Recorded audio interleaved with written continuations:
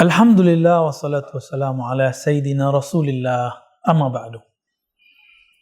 Ada satu hal yang pelik saya sampaikan, tapi mesti saya sampaikan. Apa itu, sahabat-sahabat yang dimuliakan Allah? Ibnu Taimiyah, Syekhul Islam yang wafat tahun 728 Hijriah, ternyata sangat respect dengan sufi-sufi yang masuk ke dalam kriterianya. Ini bisa kita lihat dalam kumpulan fatwanya, yang kumpulan fatwa itu ditartib dulu berserakan dalam beberapa manuskrip maktutot, lalu dikumpulkan oleh Syekh Abdurrahman bin Muhammad ibn Qasim dan dibantu oleh timnya. Sangat banyak sekali, 36 lebih jilid. Ya. Saya pun baru membaca belasan jilid. Itu pun lewat aplikasi yang namanya Syamilah. Karena secara ini saya tidak punya, kecuali punya perpustakaan pesantren. Di situ kita melihat luar biasa sekali. Ternyata Syekh Ibnu Taimiyah sangat mengerti persoalan sufi. Barangkali ini adalah di hayatnya, bagian akhir hayatnya. Karena beliau sangat bijak. Beliau membagi sufi itu kepada sufi yang mengikuti syariat dengan sufi yang sudah terlewat, melanggar syariat, dan juga ada sufi yang dimaafkan secara syariat.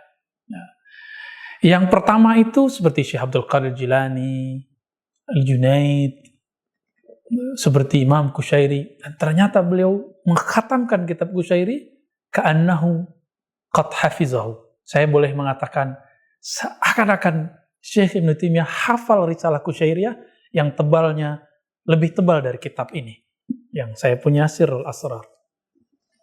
Lalu teman-teman sahabat dimuliakan Allah, karena beliau sangat mengerti, maka jawaban-jawaban beliau terhadap masail-masail sufiyah hampir semuanya merujuk kepada Al-Qushairi.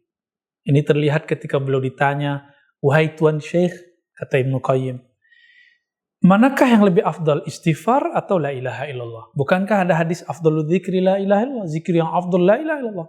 Apa jawaban beliau?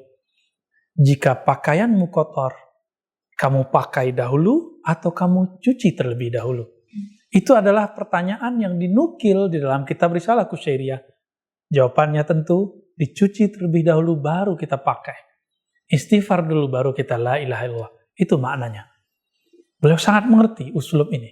Maka kalau boleh saya sebut secara fikrah, Imam Ibnu Taimiyah, Syekhul Islam, beliau bermanhaj, bertorikoh sufi, torikohnya Imam Abul Qasim Al-Qushairi, torikoh Qushairiyah.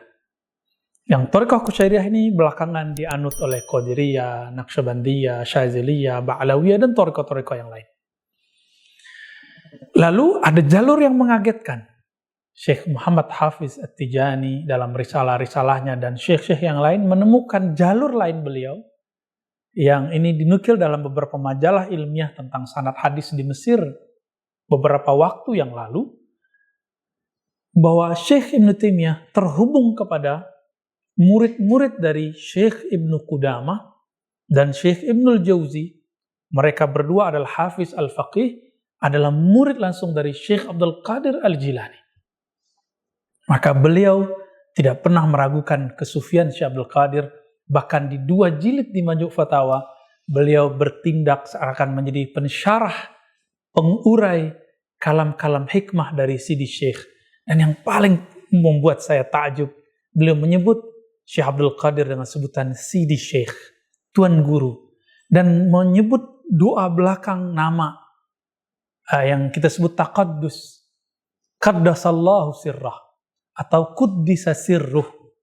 Setiap menyebut Syekh Abdul Qadir Jilani langsung ada kalimat kuddisa sirruhu atau qaddasallahu sirrahu.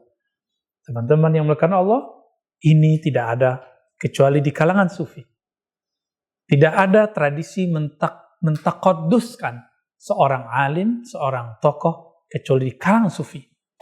Maka ini besar kemungkinan setelah beliau berjibaku berdebat dengan Ibnu Athaillah Sakandari, dengan Al-Bakri, dengan banyak ulama, baru kemudian karena Ibnu Taimiyah dipenjara, kemudian beliau berkontemplasi, sehingga dikatakan oleh beberapa penulis sejarah yang dihikayatkan juga oleh Imam Ibnu Qayyim Al-Jauziyah, Beliau ini khatam Quran berkali-kali dalam sholat.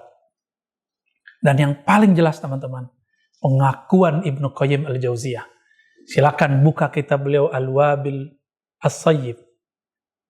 Begitu juga Madarijus Salikin. Dua kitab ini adalah bukti otentik dari muridnya yang menceritakan, yang menghikayatkan, menuliskan lafaz-lafaz kata-kata sufi di akhir hayatnya Ibnu Taimiyah. Maka jika saya mengkritisi Ibnu Taimiyah, itu tidak lebih adalah menukil kritikan ulama tentang Ibnu Taimiyah. Karena selevel saya tidaklah pantas mengkritisi Ibnu Taimiyah. Namun saya menukil kritikan Imam Subki, Imam Ibnul Ala al-Bukhari, Syekh Al-Kautsari, dan macam-macam yang lain. Mereka, dari nukilan-nukilan mereka lah, kita gabung, kita simpulkan, kita mengkritisi kitab-kitab beliau yang bersifat kalami. Namun kita memuji dan pilih kitab-kitab yang berhaluan Ahlus Sunnah wal Jamaah, baik dalam fikih, akidah, ataupun bab tasawuf. Dalam akidah misalnya, kitab akidah beliau yang paling dekat kepada Ahlus Sunnah adalah Al-Aqidah Al-Wasithiyah. Walaupun ada beberapa catatan di sana, tapi itu aqrabu ila ahli sunnati wal jamaah.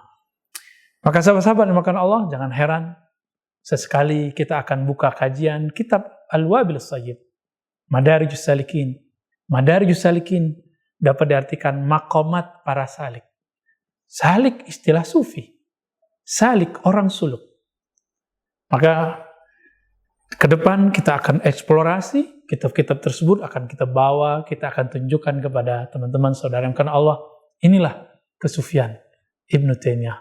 Qaddasallahu sirrahu, sebagaimana ditaqadduskan oleh Ibnu Qayyim rahmatullah alaih.